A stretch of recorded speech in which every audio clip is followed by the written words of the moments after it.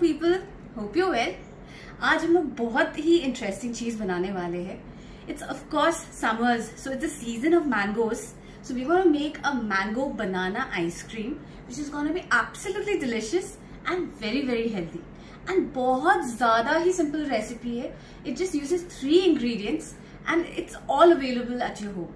So first we're going to take some mangoes. इसको मैंने freeze कर लिया है overnight, and I'm going to just plop it inside a mixie.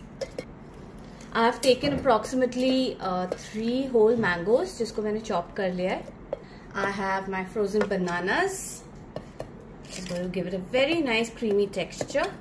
I'm going to put honey, around 2 tablespoons of it.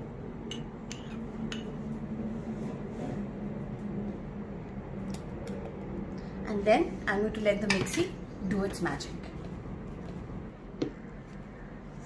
Ooh, wow. And my ice cream is ready. It's nice and creamy. Looks absolutely delicious. Look at how creamy this is. You can enjoy this without any guilt because this is so good for you.